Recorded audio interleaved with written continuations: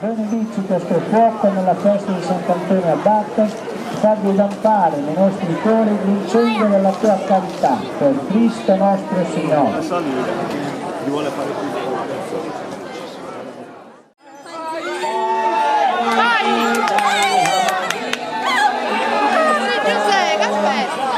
Dio di immensa carità,